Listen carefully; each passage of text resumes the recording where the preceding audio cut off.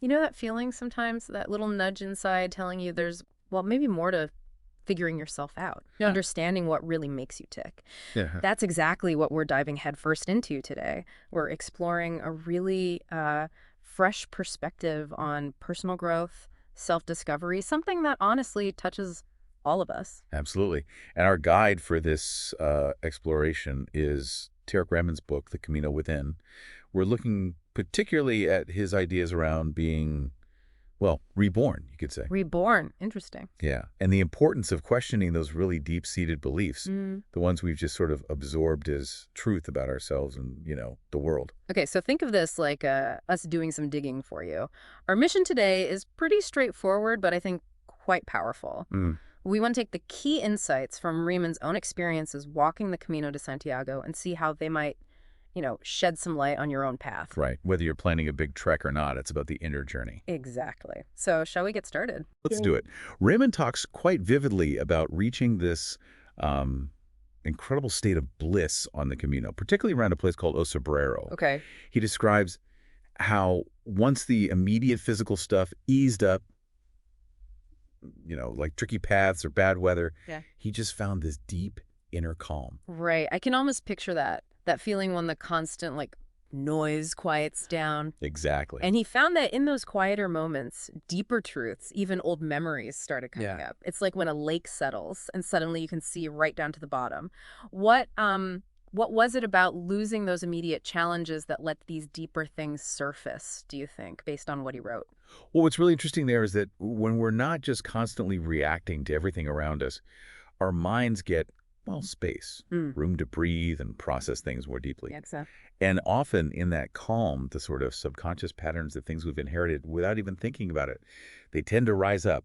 They show us where maybe our own desires are hidden or where we're just running on autopilot. Uh, And for Ryman, this definitely led to a pretty significant realization about, the very foundations of his identity. he realized something quite fundamental then, didn't he? He did. That so many of the core pieces of who we think we are, our family, our culture, where we grew up, our education, even our language, these things are just sort of handed to us. Exactly. We don't pick them in those early years, Yeah. but they become the absolute bedrock of what we believe. Wow. It's almost like being given a pre-packed kit of beliefs and values.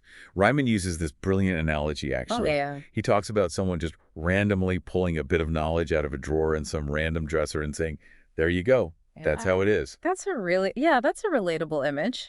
It shows how much we accept as truth has just been, well, passed down, unquestioned. All right. So, okay, if we didn't choose these basic building blocks, how do we even start figuring out which ones are actually, helping us and which might be holding us back without us realizing? That really is the million-dollar question, isn't Yeah. it? And Remen's core message, the one that really lands with impact, is this powerful statement. This is not you. This is not you. Okay. He argues that the beliefs and the knowledge we've soaked up are essentially what other people, with their own views and limits, thought were right to pass on. It's not necessarily the full picture or even an accurate one of your own authentic self and potential. That's quite a paradigm shift to think about. It really is. That what we see as our core nature might just be a collection of external influences.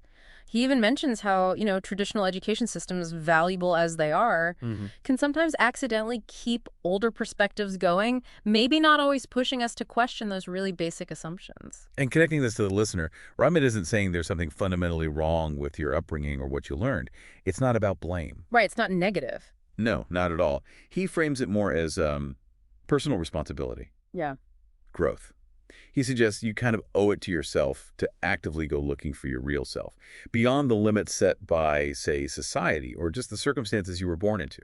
So it's about widening your view, not necessarily throwing out everything you've ever known. Exactly. It's not about pointing fingers, but just recognizing there's a much bigger landscape of who you could be beyond that first map you were given. Spot on. And this is where the whole idea of a journey and not just a physical one becomes so key. Okay.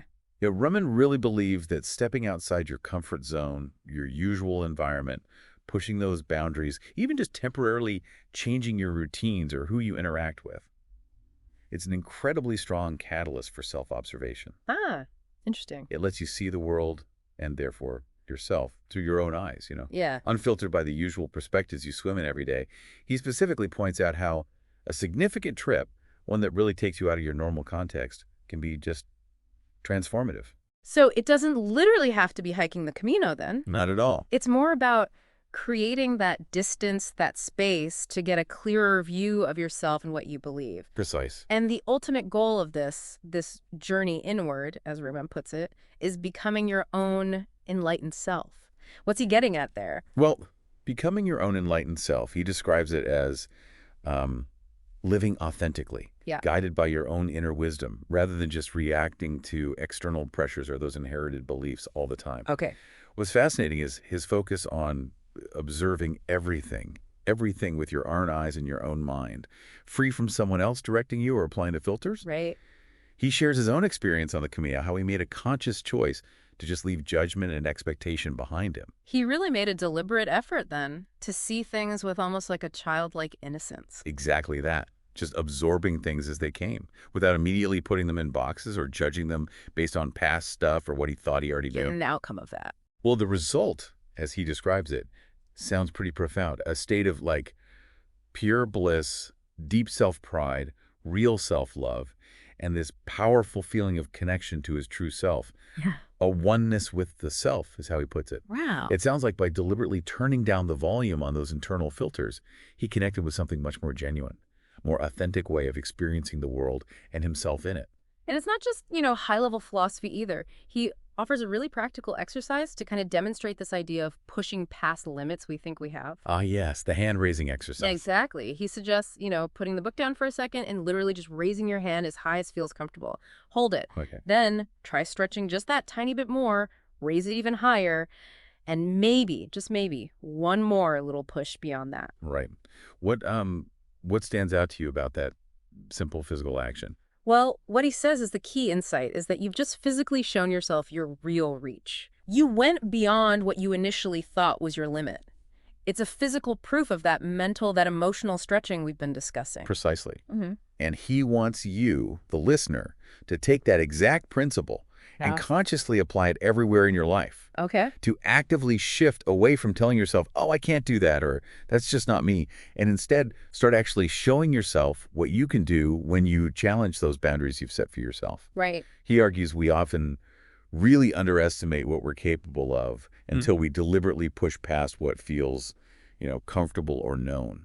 So it's taking that physical stretch and making it a conscious, mental, and emotional stretch in your own life. Yes. Challenging those limiting beliefs wherever they pop up, career, relationships, creativity, whatever it is for you. Absolutely. And he kind of wraps it all up with this really empowering, direct message.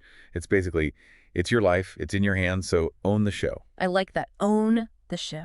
Yeah, it's a strong call to action, isn't it? Take agency. Recognize you have the power within you to shape your experience, not just passively accept the stories you were given or the limits you accidentally adopted. So the big takeaway then from our deep dive into Tarek Ruben's perspective seems to be this really vital reminder for all of us listening.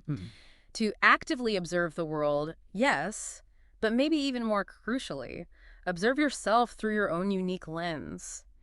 To keep questioning those deep-seated beliefs, those assumptions that might have been shaped by, the often unseen limits of our childhood conditioning and social influences. Which brings up a really potent question for you, the listener, to maybe sit with for a bit. Yeah.